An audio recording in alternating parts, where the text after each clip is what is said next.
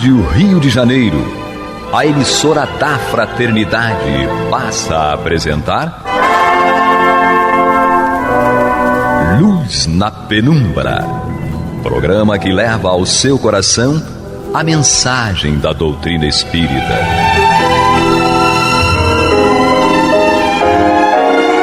E agora com vocês, Aloísio Guigino, Fátima Miranda e Eduardo Araújo, para o estudo da obra O que é o Espiritismo, de Allan Kardec.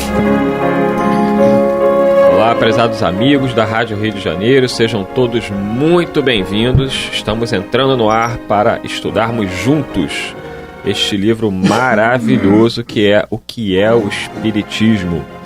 Nosso programa Luz na Penumbra. Com ela, Maria de Fátima Miranda. Jesus nos conduza. Eu estou aprendendo isso, Aloísio Guigino. Eu sempre falo isso agora. Seja bem-vindo, Aloísio Guigino. Jesus nos conduza e guarde. Olha, porque está complicada essa rota. Sem ele a gente sai. Sem ele a coisa complica. Então busquemos Jesus, né, para termos paz no coração e serenidade, equilíbrio. Vamos na nossa caminhada aqui no estudo do livro O que é o Espiritismo, livro este recomendado por Allan Kardec como aquele que deveria ser o primeiro a ser lido por qualquer pessoa que se interesse pela doutrina espírita. Então, vamos seguir aí o conselho de Allan Kardec. Quando alguém lhe perguntar, eu queria começar a estudar o Espiritismo, qual livro você me recomenda? Então, recomende o mesmo livro que Allan Kardec recomendava, O que é o Espiritismo. E nós estamos aqui nessa caminhada, né, no capítulo 3, esse capítulo que trata da solução de alguns problemas pela doutrina espírita, e o tópico que nós estamos é o homem durante a vida terrena. E hoje iremos dar continuidade na pergunta 135, tá? Capítulo 3, o homem durante a vida terrena, questão 135. E a pergunta é a seguinte: por que há homens idiotas e imbecis? Então talvez vocês se surpreendam com esse linguajar, mas era como eram designadas as doenças mentais graves na época de Kardec. Daí o nome idiotia e imbecilidade, que depois foram tomadas como palavras pejorativas, né, para falar mal de alguém. Então era uma forma de ofender a pessoa. Você é um idiota, isto é, você é um doente mental, você é um imbecil. Lamentavelmente, isso permaneceu até os dias atuais. Mas aqui, dentro desse contexto, era a nomenclatura que a psiquiatria da época usava para doenças mentais graves. E Kardec responde, né, por que há homens idiotas e imbecis? E a resposta é: a posição dos idiotas e dos imbecis seria a menos conciliável com a justiça de Deus, na hipótese da unicidade da existência. Por miserável que seja a condição em que o homem nasça, ele poderá sair dela por sua inteligência e trabalho. O idiota e o imbecil, porém, são votados desde o nascimento até a morte ao embrutecimento e ao desespero. Para eles, não há compensação possível. Por que foi, então, sua alma criada idiota? Os estudos espíritas feitos acerca dos imbecis e idiotas provam que suas almas são tão inteligentes como a dos outros homens, que essa enfermidade é uma expiação infligida a espíritos que abusaram da inteligência e sofrem cruelmente por sentirem-se presos em laços que não podem quebrar, e pelo desprezo de que se veem objeto, quando talvez tenham sido tão considerados em encarnação precedente. Então tem uma recomendação de leitura para enriquecer aí esse texto, que é na Revista Espírita, de junho de 1860, O Espírito de um Idiota, e também em outubro de 1861, Os Cretinos, né? também era conhecido como o cretinismo. Então a gente reforça aí, para quem está surpreso com estes termos, que a psiquiatria moderna substituiu-os por outros termos, como nós conhecemos, as esquizofrenias, né, de diversos tipos, desde a mais grave, a mais branda, os transtornos psicóticos em geral, os transtornos de bipolaridade, enfim, as demências. Os termos foram modificados, mas à época de Kardec, os termos utilizados pela medicina, pela psiquiatria, eram esses: cretinismo, idiotia, imbecilidade. Algumas pessoas se chocam lendo isso, mas precisam entender o contexto em que o livro foi escrito. Nesta época, repito, a psiquiatria ainda utilizavam estas nomenclaturas para designar estas doenças. Aloysio Guigino. Essa colocação, esse raciocínio que Kardec nos traz aqui, ele é muito interessante. Eu gostaria de destacar aqui 2 pontos. O primeiro deles, que a posição desses idiotas, desses imbecis, isto é, daqueles que têm essas dificuldades, essas limitações mentais, certo? Não seria justa sem a reencarnação. Esse é um primeiro ponto. Certo? Então, se nós pegarmos a unicidade de existência, nós estaríamos diante de uma grande injustiça do Pai. Porque, na realidade, eu falei na sua frente, entendeu? Porque a Miranda estava se coçando ali, porque ela estava preparada para dissertar sobre esse ponto. Eu grifei justamente essa palavra, unicidade. Pois alguém pescou. Mas aqui, ó, eu sublinhei aqui antes, viu? Está sublinhado aqui já há muito tempo. Então, isso aí é um primeiro ponto, né, que nos remete novamente a nossa... o nosso raciocínio, a nossa racionalidade nos remete à importância de nós entendermos, aceitarmos e adotarmos a reencarnação como processo de justiça divina e do progresso dos espíritos. E o outro ponto que eu queria ressaltar aqui é com relação a essa colocação feita por Kardec, que as almas desses idiotas, desses imbecis, utilizando a nomenclatura conforme Eduardo frisou, que era usada naquela época de Kardec, não é? Aqueles que têm essas deficiências mentais. Então, a alma desses seres que chegam aqui com essas dificuldades, elas não são imbecis nem idiotas. Elas são apenas, ou estão apenas, submetidas a uma prova, uma expiação, certo? Que é muito complicada para o espírito encarnado, porque ele, dentro da sua lucidez, ele não consegue exteriorizar, externar aquilo que ele deseja, pela limitação do seu corpo físico. Porque isso é uma limitação. É como se você estivesse tentando olhar através de uma vidraça suja para ver o mundo. Você não consegue. Ou você vai ver uma coisa totalmente distorcida.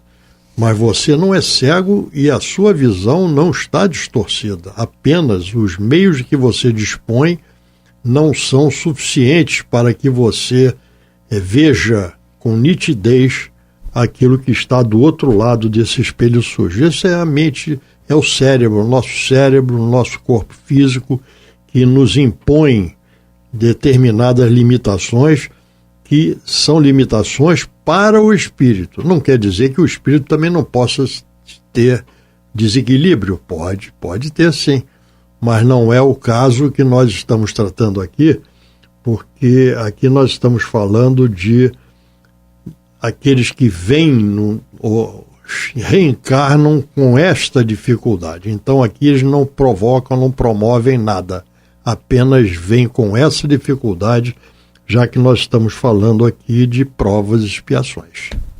Miranda? Nos lembramos, é como se colocasse o Ayrton Senna para dirigir um Fusca, daquele bem que está com o motor original, não é? Bem diferente de uma Ferrari. Então, quando tem qualquer limitação a esse nível, deve ser uma prisão, né? O espírito. Ele deve se sentir realmente numa prisão, tá ali. Prisão. Porque a individualidade, o ser espiritual é inteligente. Naquela personalidade, naquela experiência, precisa desse freio. Então, como foi muito bem colocado pela Luísa e complementado pela Miranda, eu acho que a grande reflexão que fica sobre estes casos graves, né? Quem já teve a oportunidade aqui no Rio de Janeiro de visitar uma instituição chamada Vicente Moretti, que fica no bairro de Bangu, não há como não se chocar, né, com o que nós vemos ali, porque são irmãos nossos, companheiros, numa situação muito chocante para nós, degradante, com deformidades físicas, algumas até assustadoras, né, que nós temos dificuldade em olhar para o companheiro e nos mantermos equilibrados, porque pessoas com um corpo muito raquítico e às vezes uma cabeça imensa, deformidades no rosto, deformidades no corpo, e sem a doutrina espírita, sem o conhecimento da reencarnação, como conciliar, como a Luísa colocou, a justiça de Deus com tamanho sofrimento, até porque muitos daqueles irmãos que ali estão já nasceram naquelas condições. Então, se a vida fosse uma só, como explicar o porquê Deus teria os colocado numa situação de tamanha dor e tamanho sofrimento? Muitos deles precisam ficar amarrados aos seus leitos para sua própria proteção. Eles não podem ficar soltos, porque vão cair da cama. Alguns podem se agredir, ou agredir os cuidadores. Então, uma situação dramática, é um trabalho muito bonito, é um trabalho de renúncia daqueles irmãos, muitos ali como voluntários, né, estão ali para cuidar, para fazer higiene, fazer enfermagem. E nós vemos claramente que ali tem espíritos, como Allan Kardec coloca também o Livro dos Espíritos, que são espíritos muito inteligentes, que apesar da situação em que se encontram ali, nesta encarnação, os espíritos dizem que eles nunca estiveram tão bem. Porque a nossa visão é uma visão limitada, né, a uma encarnação. Mas a espiritualidade sabe quem é o companheiro que está ali naquela luta expiatória, e que muitas vezes vem de encarnações muito sofridas, vem de situações também muito graves no plano espiritual. Muitos deles se encontravam em regiões densas, regiões de trevas no plano espiritual, em grande sofrimento, e esta encarnação, apesar de ser num corpo defeituoso, né, com patologias e transtornos mentais muito severos, eles estão protegidos pela encarnação dos seus adversários, muitas vezes. Mas enxergar isso realmente só com o auxílio dos espíritos, que nos trazem essa compreensão e mostram para a gente a justiça e a bondade de Deus, que mesmo numa situação tão difícil, numa questão expiatória tão grave, ali também está presente a bondade divina, Luísio, acreditemos ou não. E vamos voltar aqui ao início do nosso programa passado, quando nós lembramos aqui da nossa tendência de sempre avaliarmos aquilo que nós vemos, aquilo que nós presenciamos, com os nossos valores, os nossos padrões, o nosso alcance de entendimento. Porque nem sempre uma situação dessas que nós estamos aqui conversando pode ser conclusiva de uma expiação de vidas passadas. Muitas vezes é uma prova. Então, sempre nós temos que ter atenção que existe uma razão para aquilo. É uma lei de causa e efeito que está presente em todos os momentos da nossa existência. Tudo que nós estamos verificando aqui tem uma causa, certo? Agora, essa causa nós não sabemos qual é. E nem devemos estar supondo qual seja. Sim.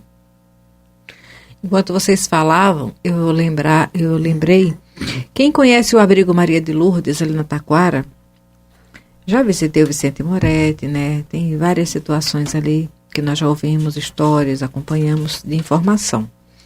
Mas eu conheci um ser no abrigo Maria de Lourdes. O nome era Violeta Lupilini.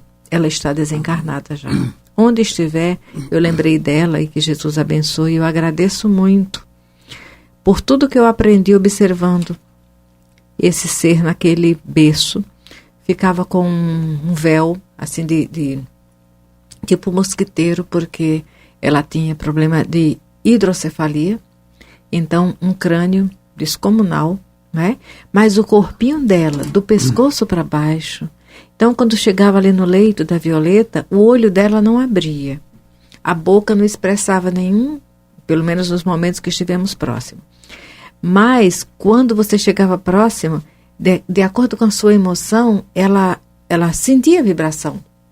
Então, eu lembro disso porque uma amiga, ao chegar próximo do leito, ficou chocada olhando para o rosto dela, totalmente diferente, né? E aí, quando ela expressou aquele olhar, imediatamente o olhinho da Violeta começou a ficar agitado.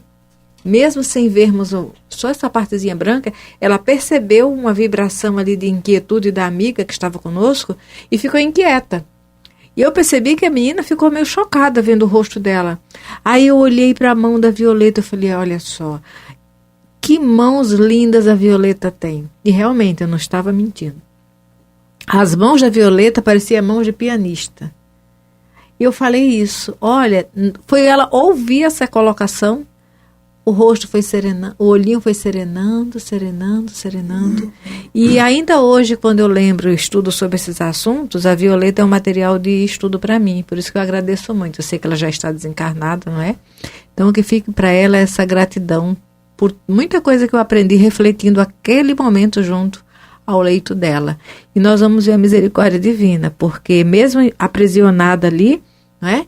Teve um campo de saída para ela se expressar, porque eu percebi os cílios dela tremendo na hora que a menina ficou agitada.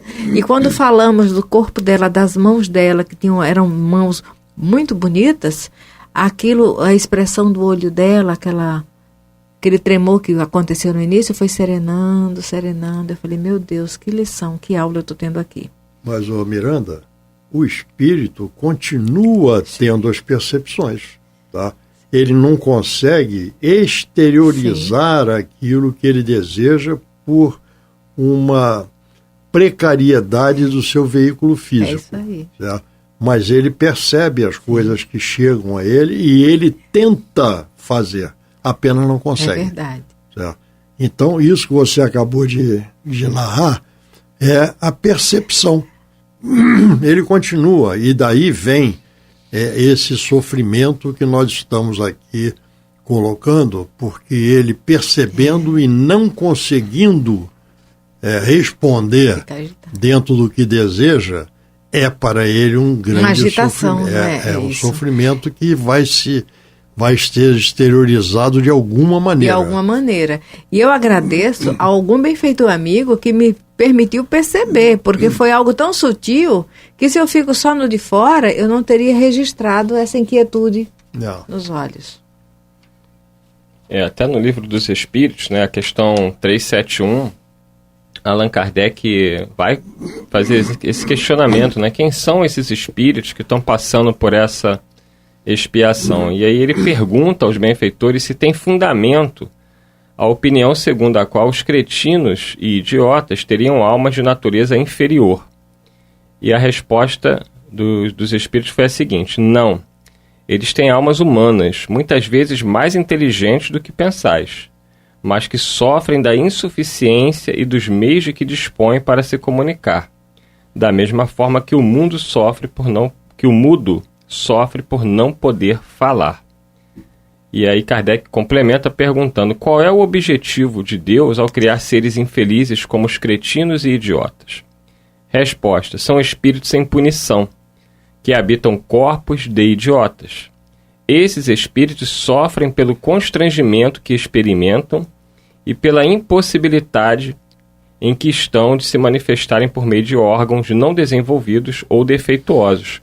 Né, o idiotismo, por exemplo, era uma deficiência intelectual grave, que hoje é chamada de oligofrenia, e afeta o desenvolvimento tanto mental e ou físico. O cretinismo já era relacionado a problemas no nascimento da criança, e que hoje em dia ele é prevenido, né? Ele é constatado no teste do pezinho, que a criança faz logo ao nascer. Ele é uma doença mental também grave causada pelo hipotiroidismo congênito. Então hoje nós temos aí novos termos. Naquela época a psiquiatria ainda utilizava os termos idiotia, cretinismo, imbecilidade para designar os diversos tipos de patologias de doenças mentais e físicas. Eu estou enfatizando muito isso, porque você que está chegando aí pode achar estranho, né? Poxa, liguei na Rádio Rio de Janeiro, eles estavam falando sobre idiota, imbecil, porque hoje são termos pejorativos, né, que são utilizados para ofender alguém. E a origem é até importante que vocês procurem ler, né, a origem desses termos e o desenvolvimento ao longo do tempo da ciência, né, da psiquiatria, buscando aí novas nomenclaturas que não estigmatizassem os nossos companheiros que passam por essas enfermidades tão graves. Nós sabemos, por exemplo, que a própria lepra, né, que todo mundo falava, o leproso, é a lepra. Hoje em dia, a medicina já nomeou de uma forma diferente, né, chamando de hanseníase, aquilo que antes era chamado de lepra. E graças a Deus também a hanseníase aí tivemos um grande avanço, né, com a possibilidade de cura hoje da hanseníase. Agora, infelizmente, ou não, como nós dissemos aqui, porque os espíritos dizem que aqueles espíritos que estão nessas condições de patologias mentais e limitações físicas severas, na verdade, estão hoje melhor do que estavam antes. Apesar dos nossos olhos se chocarem com o que veem, são espíritos altamente comprometidos e que precisam ainda dessas encarnações expiatórias para possibilitarem que eles se restabeleçam tanto no aspecto do seu corpo espiritual, muitas vezes completamente deformado, assim como da sua lucidez mental. Muito bem. Então, diante de um fato como esses, né, não nos deixemos impressionar. Oremos pelos nossos irmãos, entendamos que nós possivelmente já passamos por situações semelhantes e que eles terão novas oportunidades em corpos saudáveis de exercerem seu livre-arbítrio e esperando que de uma forma mais equilibrada e saudável. Todas essas situações, elas são, em realidade, um aprendizado, né, que nós temos oportunidade de ter. São sempre oportunidades. Tudo na nossa existência podemos resumir nesta palavra, oportunidade.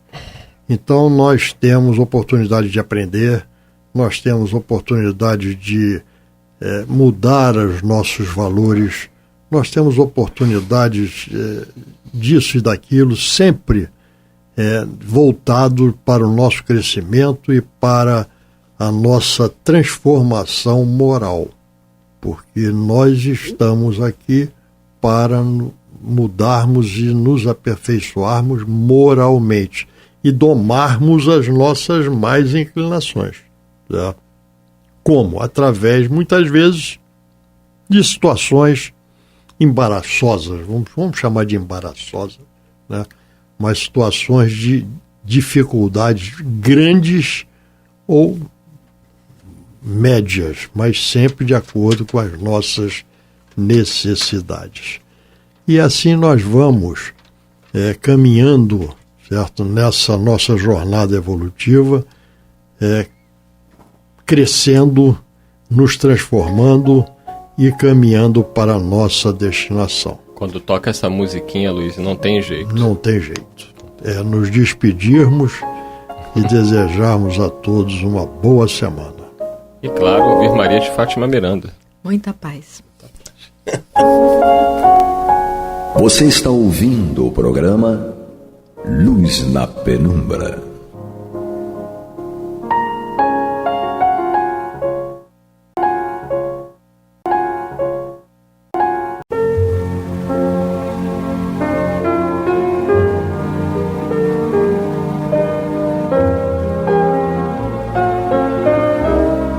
A Rádio Rio de Janeiro está levando ao seu lar e ao seu coração a mensagem consoladora da doutrina espírita, através do programa Luz na Penumbra. E agora com vocês, Bill Fabiano e Renato Souza, para comentar os textos da Revista Espírita de Allan Kardec no período de 1859 a 1869. Olá, queridos irmãos e irmãs da emissora da Fraternidade, sou Bill Fabiano, estamos juntos mais uma vez para mais uma noite de programa Luz na Penumbra, agora a Revista Espírita 1861, eu e meu parceiro Renato Souza, o poliglota da Rádio Rio de Janeiro. Seja bem-vindo, meu irmão. Misericórdia, né? Olá a todos, ouvintes, internautas. Pois é, estamos aqui, né? Eu muito mal falo o brasileiro, que dirá o brasileirês, né? O brasileirês. O Bill tá fazendo isso porque no programa passado, né, as leituras foram muito carregadas. Perversa, né? Perversa conosco, né? No francês, e a gente vai acabar aprendendo. Tanto é que a gente teve que encerrar o programa rapidinho, né? Exatamente. Tivemos que dizer tchau aqui rapidinho, não deu nem pra chamar o Bill. Bill, fala aí. Não, eu falei, ele falou junto e a gente encerrou o programa. Mas, vai lá, Bill, olha, Dr. Kane. Vamos lá, Dr. Em inglês, Kane, pra mim, fica mais fácil. Kane fica Talvez melhor. eu me recorde dessa encarnação, exatamente. Entende? Na França eu não me lembro, não. As questões diversas, então, perguntadas e dirigidas a Charles Nodier, sobre as causas que podem influenciar na natureza das comunicações em certas sessões, notadamente nesse dia, em que os espíritos não tiveram a sua eloquência habitual, discussão a respeito desse ponto. Então vamos agora para a sessão de sexta-feira, 14 de dezembro de 1860. A gente está vendo que a gente está na Revista Espírita 1861, mas ainda ficaram assuntos e temas da revista que é estudada pelos nossos irmãos Astênio e Amaury Júnior. Exatamente o finalzinho do ano de 1860, né? 14 de dezembro de 1860. Perfeito. Então eles colocaram na edição já da Revista Espírita de 61. Ih, rapaz, já vi um negócio aqui agora que bravo, eu quero ver. Renato, quer comer? O senhor Indermurle, eu não sei, gente. Queira Deus que seja isso. Queira Deus que seja isso. Indermüller, de Berna, presenteia à sociedade com uma brochura alemã publicada em Glaris mesmo, é Glaris ou Glaris, tá, gente? Intitulada, isso em 1855, intitulada A Eternidade Já Não É o Segredo, ou as mais evidentes revelações sobre o mundo dos espíritos. Vamos pedir o Dr. Hermann, Dr. Frederico, que nos inspire. Que nos inspire, não é? Com certeza. O negócio está ficando pesado aqui. Vamos lá. Comunicações diversas. Primeiro, leitura de uma evocação muito interessante e de várias dissertações espíritas obtidas fora das sessões. Segundo, fato de manifestação visual relatado pelo Sr. Indermüller na carta que se dirigiu à sociedade. Agora é fácil falar esse nome aqui. Fato pessoal ocorrido com o senhor Allan Kardec e que pode ser considerado como uma prova de identidade do espírito de antigo personagem. A senhora J recebeu várias comunicações de João Evangelista, sempre com uma escrita muito característica e completamente diferente da sua caligrafia habitual. Tendo o senhor Allan Kardec, a pedido seu, evocado aquele espírito por intermédio da senhorita Costello.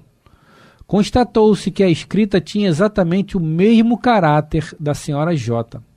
Embora a nova médium desconhecesse o fato, além disso, o movimento da mão tinha uma delicadeza fora do comum, o que constituía ainda uma similitude.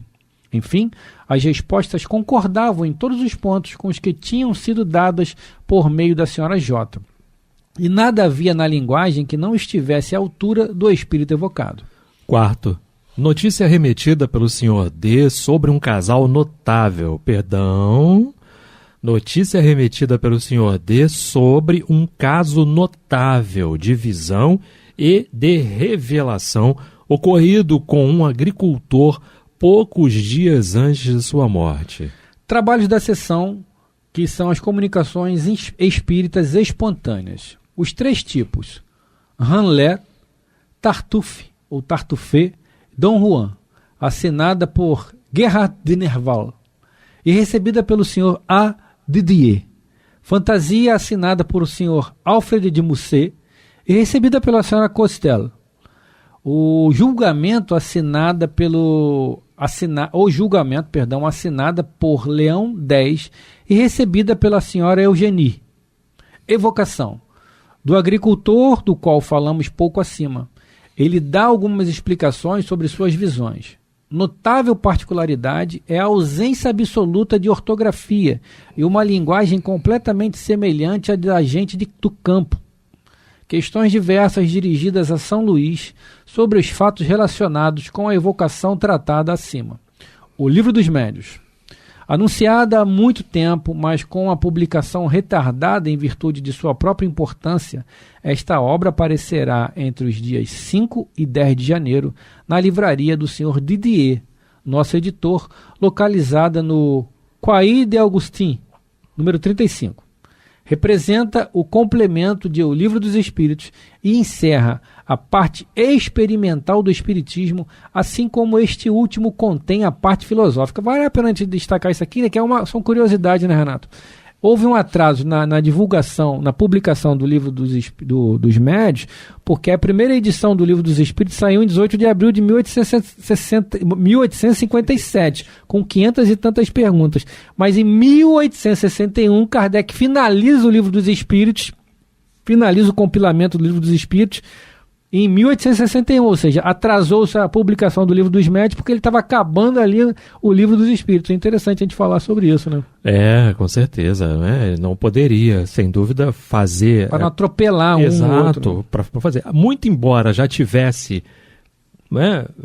Vejam bem, nós estamos falando aqui de uma hipótese, já estivessem lá um material já reservado, né, para esse trabalho, mas não, primeiro a gente precisa terminar esse aqui. Exato, para esperar a pessoa acostumar com um, né, para dar vontade de ler o outro. Exato, para depois a gente tratar do outro lá. Até porque o Livro dos Médiuns, ele vem do Livro dos Espíritos, não é? E aí vem trazendo tudo isso, porque ele vem falando toda a questão da parte... da Gênese também ali que ele trata. As 4 obras seguintes estão contidas no Livro dos Espíritos, né? Sim, daquilo que do que o universo é composto, né? Ele vem falando dali, principalmente disso no Livro dos Espíritos. A primeira parte ali, o que é Deus. Perfeito. Depois ele vem falar dos efeitos. Opa, então existe uma comunicação? Sim, quem se comunica? E aí ele vem com o Livro dos Médiuns, né? Exato. Vamos lá então? Sim. Fruto de longa experiência, de laboriosos estudos, nesse trabalho, procuramos esclarecer todas as questões que se ligam à prática das manifestações. De acordo com os espíritos, contém a explicação teórica dos diversos fenômenos, bem como das condições em que os mesmos se podem reproduzir. Não obstante, sobretudo a matéria relativa ao desenvolvimento e ao exercício da mediunidade, mereceu de nossa parte uma atenção toda especial. O espiritismo experimental é cercado de muito mais dificuldade do que geralmente se pensa, e os escolhos, os obstáculos aí encontrados são numerosos. É isso que ocasiona tantas decepções aos que dele se ocupam, sem as experiências e os conhecimentos necessários. Nosso objetivo foi o de prevenir contra esses obstáculos ou escolhas que nem sempre deixam de apresentar inconveniente para quem se aventure sem prudência por esse terreno novo. Não podíamos negligenciar um ponto tão capital e o tratamos com um cuidado que a sua importância reclama. A gente faz uma pequena pausa aqui, né, porque ele fala aqui dos escolhas, dos obstáculos que o Espiritismo encontrou, né? E até hoje, né, encontra, né? Você fala que é espírita, você acha que é filho do capeta, do demônio, as pessoas falam um monte de coisa, e a gente vai lá atrás também, quando iniciou-se o cristianismo, né, quando tinha toda aquela lei de Moisés lá, milenar já, e Jesus veio trazer a boa nova, né, que está até no próprio Paulo e Estevão, né, a gente vê lá a trajetória de Saulo até se tornar Paulo, né, como ele perseguiu os cristãos, né, ou seja, tudo que é novo, né, Renato, tudo que é novo é perseguido, sobretudo nessas questões religiosas que são extremamente importantes para as pessoas, né, Renato? Perfeito, as mudanças elas são necessárias, mas até a pessoa se acostumar, não é? É igual quando você muda a mão de uma rua no trânsito. Sim. Nossa, preciso me acostumar com isso. Tudo que é novo encontra uma certa resistência. É normal, é natural. Tá? Principalmente aquilo que é para o bem. No mundo em que nós nos encontramos, de provas e expiações ainda, principalmente isso. Nós vamos encontrar, sim, né? A falta de luz, né? Para que a gente possa seguir o caminho correto. A verdade, ela sofre resistência, mas a perfeito. Verdade, ela se faz, ela se impõe de maneira natural, sim, né? Como Jesus se impôs de maneira natural e extremamente leve, né? Ele como caminho, verdade e vida, o Espírito de verdade, né? Como a gente já falou sobre isso em outros programas. Não tem como nós determos, né, e retermos o progresso. Como diz o Livro dos Espíritos, a gente pode até retardar pela nossa ignorância, pela nossa própria incompetência espiritual, mas nunca fazê-lo parar, não vai conseguir. Nunca pararemos o progresso. Está lá na pergunta 740 e tantos, enfim, por aí. Sim. Só buscarem lá, vocês vão encontrar essa questão. Os inconvenientes quase sempre se originam da leviandade com que é tratado o problema tão sério. Sejam quais forem, os espíritos são as almas dos que viveram no meio das quais estaremos infalivelmente de um momento para o outro. Todas as manifestações espíritas inteligentes ou não têm, pois, por objeto pôr-nos em contato com essas mesmas almas. Se respeitamos os seus restos mortais com mais forte razão, devemos respeitar o ser inteligente que sobrevive e que constitui a sua verdadeira individualidade. Fazer das manifestações uma brincadeira é faltar com o respeito que talvez amanhã reclamaremos para nós mesmos e que jamais é violado impunemente. Vamos lembrar que nós estamos no programa Luz na Penumbra, Revista Espírita 1861. Estamos começando o ano da revista, estamos em janeiro de 1861. Continua aqui. O primeiro momento de curiosidade causado por esses estranhos fenômenos já passou.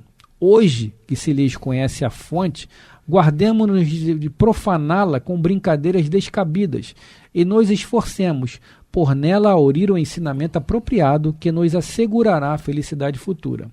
O campo é muito vasto e o objetivo por demais importante para cativar toda a nossa atenção.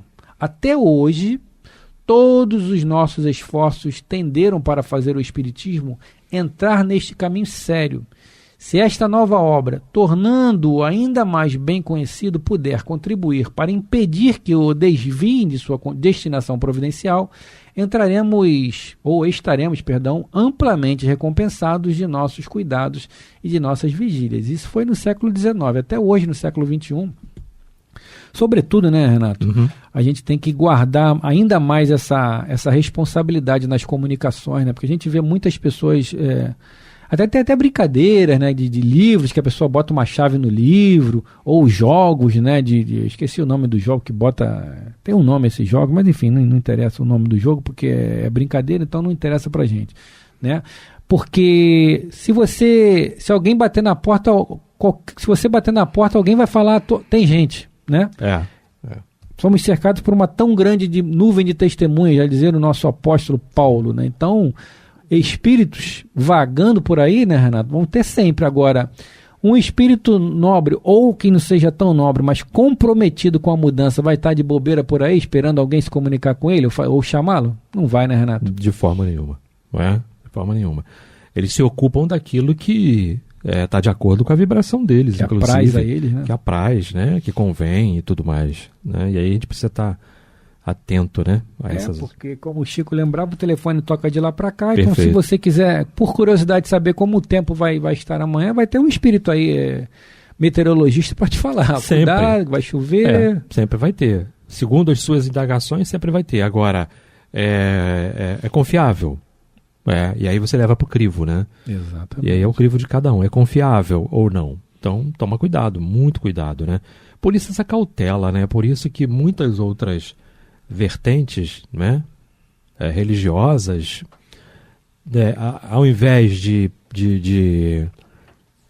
procurarem, né, um esclarecimento maior e tudo, até porque no próprio segmento deles, eles também têm cuidado com esse tipo de informações que chegam, né? Porque eles sabem que podem ser também embuste, né? Enganados, conforme qualquer um pode ser enganado, né? Sim, a gente tem que ter cuidado, porque o Kardec é bem claro no livro dos médiuns, né? Quando ele questiona, né, se médium bom é aquele que não é enganado, né?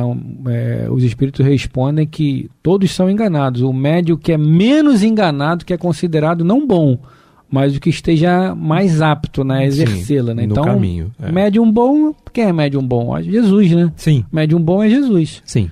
Né? Perfeito. Mas todos os demais, como entre aspas, mortais... E aí a diferença, né? Jesus é médium de Deus. Exatamente. Nós somos médiums dos nossos guias espirituais que estão um pouquinho mais à frente. Exato. Né? Que também estão tentando ser médium de Jesus. Amanhã a gente vai ser médium de Jesus. Exatamente. Né? E aí as pessoas precisam entender isso muito, muito bem, né? Olha a diferença, é muito grande, né, Bill? Como diz o evangelista, vamos experimentar primeiro se os espíritos são de Deus. Perfeito. Né, Renatão? Porque é aquilo. Principalmente quando você quer ouvir alguma resposta, né? Eu quero saber sobre isso. O espírito já sabe o que você quer, né? Perfeito. Os espíritos oportunistas sabem o que você quer ouvir. Ele vai lá falar, aquilo assim, vai lá que vai dar certo, hein?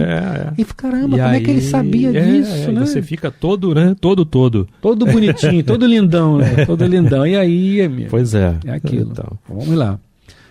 Nós temos tempo ainda, né? Não negamos que esse trabalho suscitará mais de uma crítica da parte daqueles a quem incomoda a severidade dos princípios, bem como dos que, vendo as coisas de outro ponto de vista, já nos acusam de querer fazer escola no espiritismo. Se fazer escola é procurar nesta ciência um fim útil e proveitoso para a humanidade, teríamos o direito de nos sentir envaidecidos com essa acusação.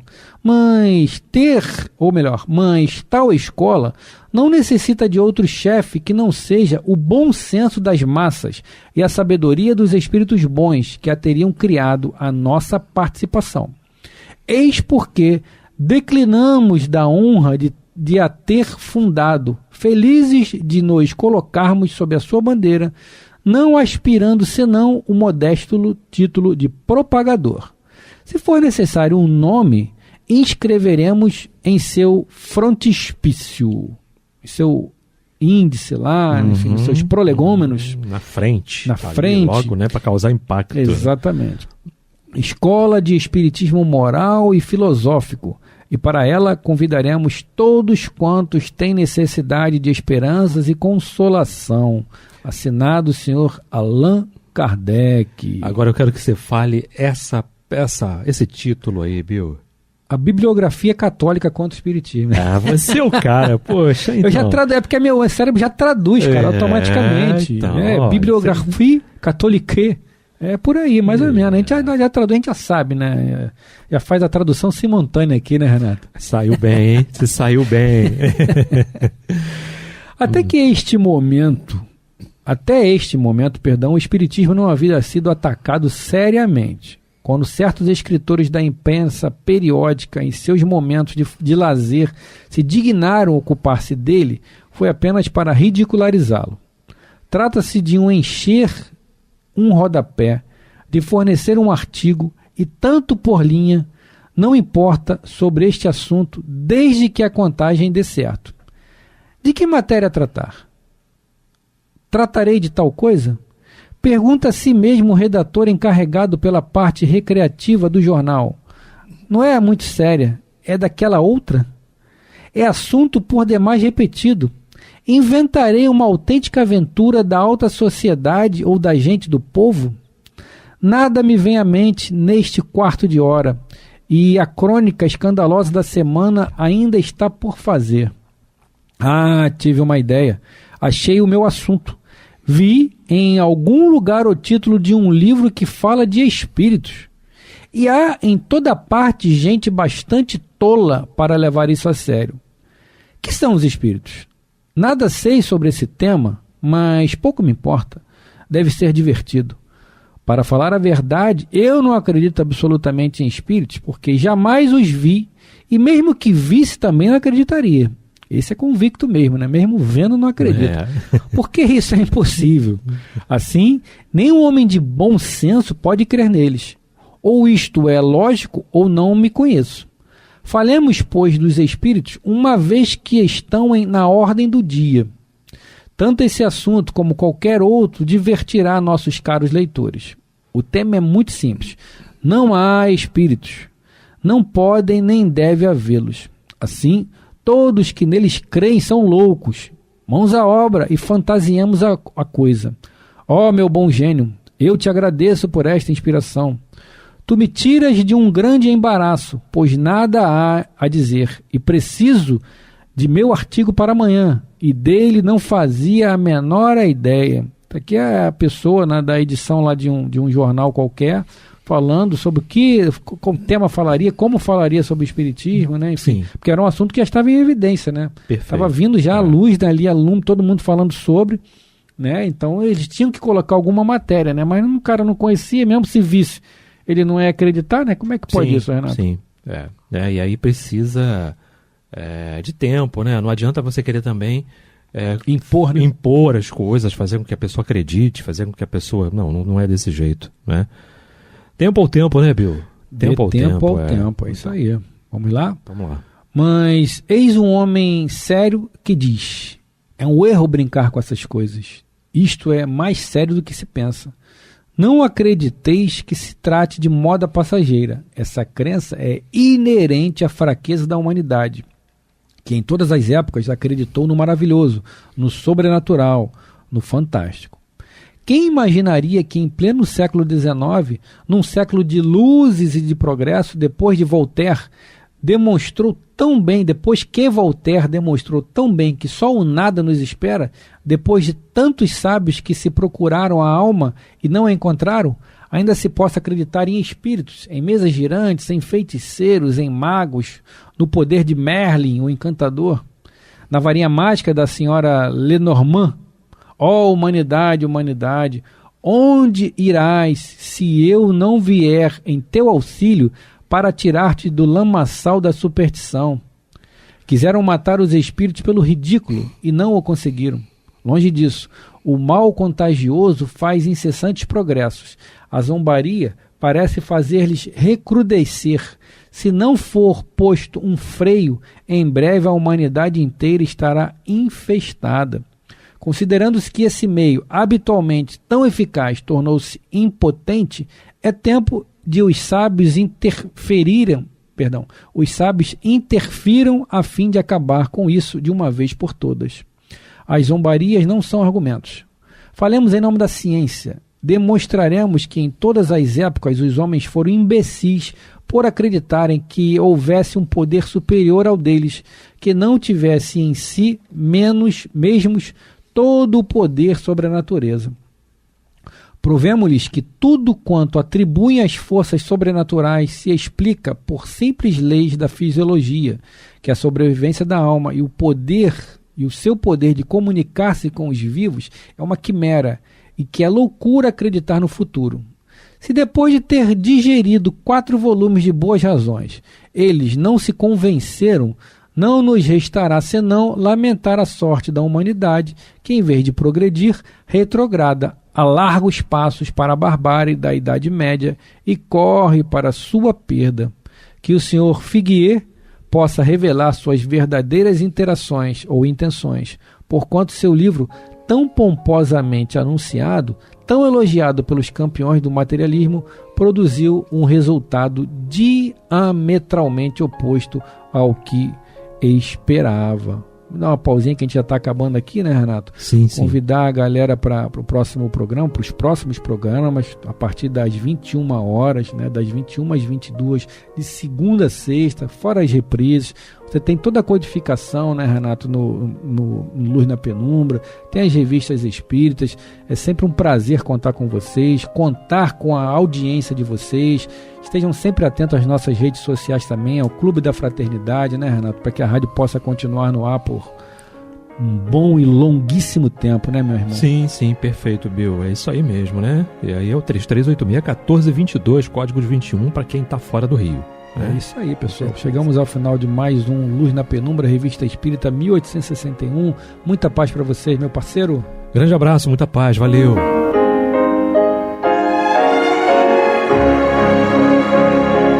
E vamos ouvir agora a prece de encerramento de nosso programa, na voz de Geraldo de Aquino. Jesus, dá-nos coragem para a luta, piedade para os insultos e misericórdia para as injustiças e ingratidões. Limpa nossa alma de inveja e ambições mesquinhas, de ódio e de vingança o nosso caminho. E que dentro em pouco, ao recolher-nos de novo ao calor do nosso leito, para que o sono nos dê a paz e o esquecimento das tristezas humanas, possamos sentir, Senhor, no mais íntimo de nosso ser, a doçura indefinível do Teu amor e a grandeza incomparável da Tua divina presença. Que assim seja.